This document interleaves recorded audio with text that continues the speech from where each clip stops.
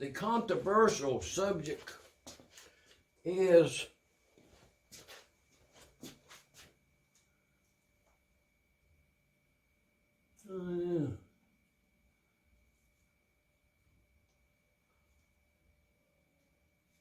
okay.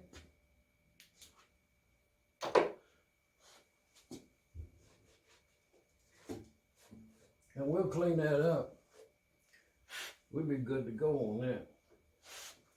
But the comment is how, I'll leave it for comment, and then I'll give you my thoughts on that, Governor, as having considerable study in that subject, you know, spent some time.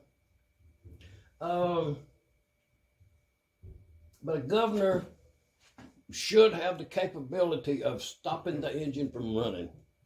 If you adjust that governor enough, it should, the seal on this throttle plate should be adequate enough to cut the fuel off and the engine can't run anymore. At that point, the fly balls on the governor relaxes, the springs do. The centrifugal force relaxes and let the spring comes down and opens that throttle plate a little bit so it can have some more fuel. Okay, the way we run them, the throttle plate is, well, like when you start this engine, it will be completely open, you know, straight across, up and down in the bore. So when you set the weights, the fly balls, to the point that the linkage is set to the point where that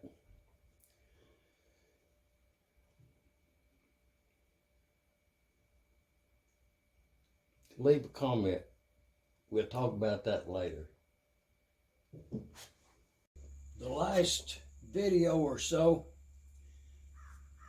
if you remember that last video,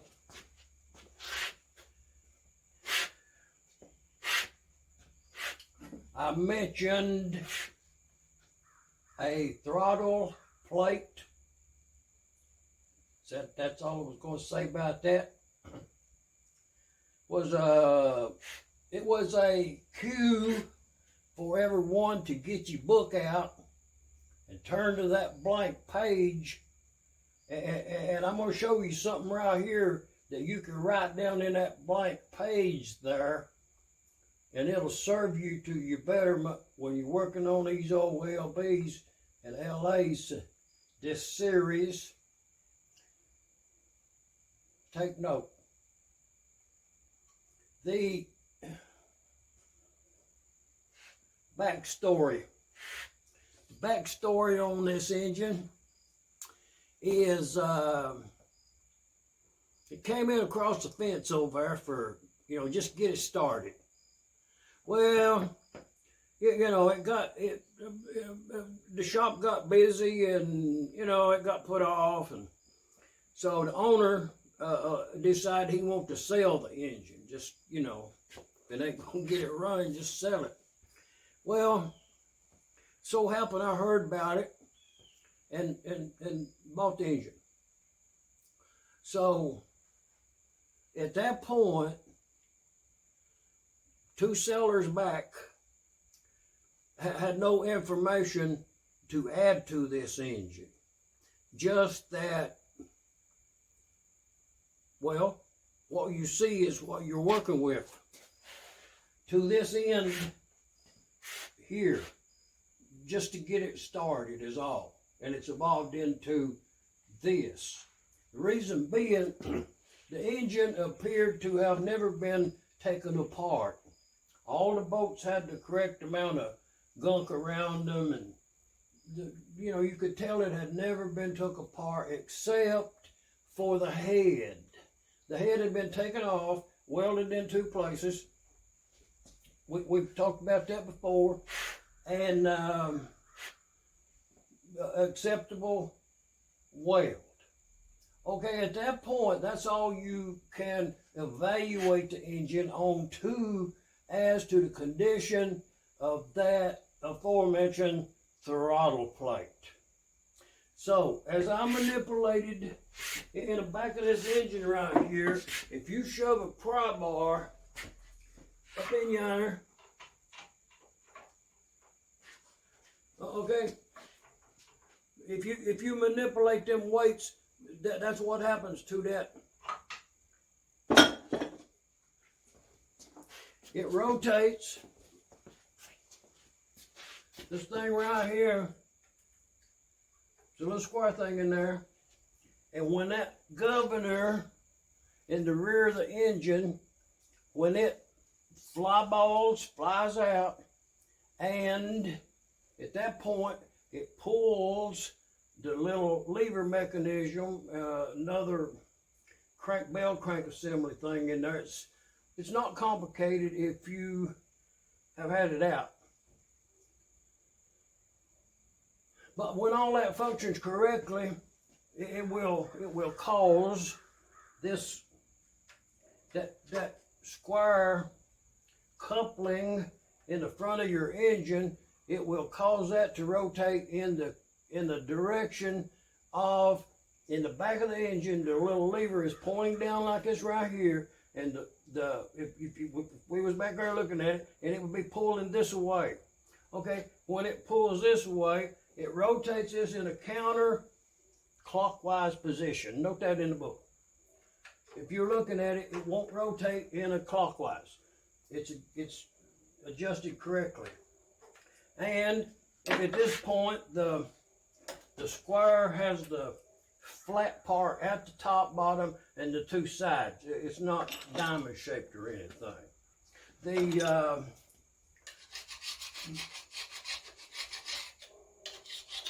Okay, you'll say, well, I done seen that head in that other video. I'll show it to you. Corresponding,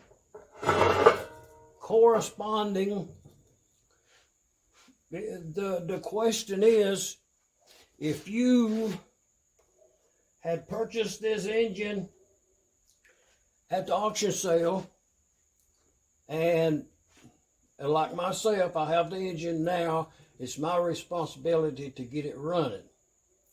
Okay? When I remove that head there, I'm up to that point, and when I remove that head, this is what I see. It's very clean and close to inspection. It's been machined across there, because when they welded it on both sides, when they welded that, they welded across here and here, and then they put it in a machine and machined it flat. And I've already opened up the valves and looked at the seat, and their pristine seats never have been fired. Once this head was worked on, the engine was never started. Good thing. Because I will show you what I found. That, if you remember back in the other video, I blamed that throttle valve not working with a short video of it showing a rust glob, which would be on this. This is it. This is the head I took off of that engine. So somebody worked on it. You know, they did a valve job and machined the head and welded it. So I think when they welded it, maybe, you know, when they was working on it, to get this machined flat, that means that they removed this, because the tool marks goes straight across. That would indicate that whoever worked on this head had that out. Think about that for a minute.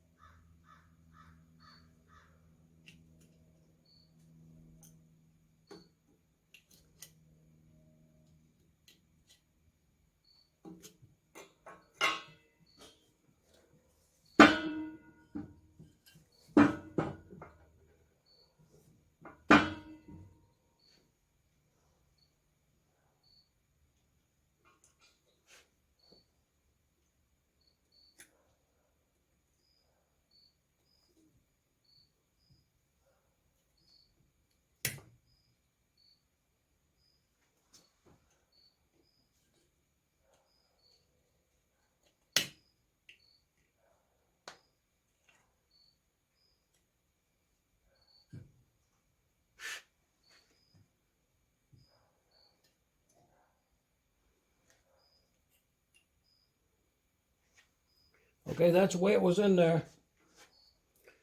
That's the way that looks.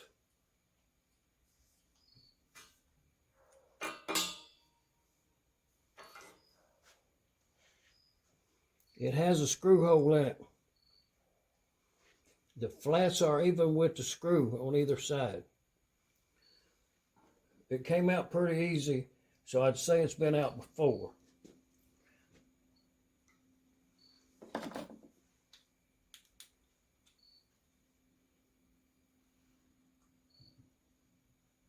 Okay, it has a throttle stop in there, which is a straight pin that's installed in that head.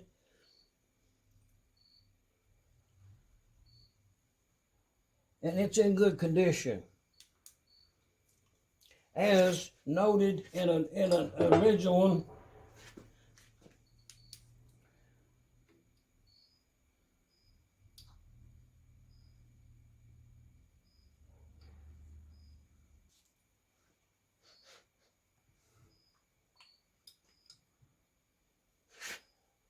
okay, this flapper was in there like this. Okay, it has to be in there like this.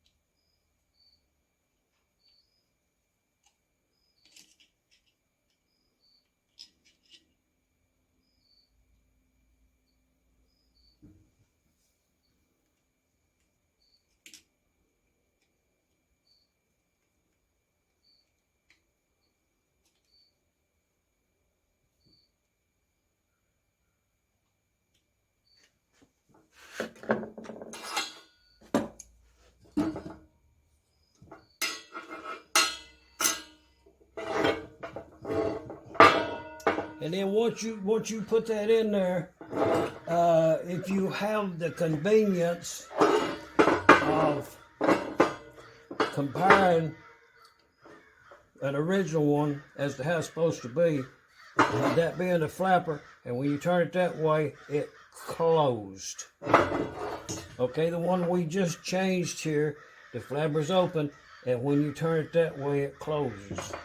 Okay, the 3 horsepower there, the other one, when it's open, and you turn it that way, it closes. So, we'd be good to go.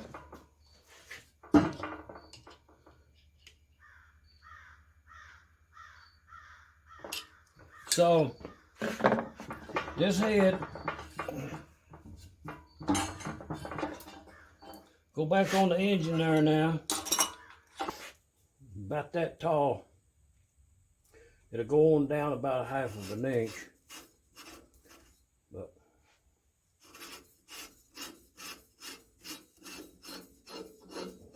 and we'll get that fiberglass cloth on there. I'm gonna braze that up.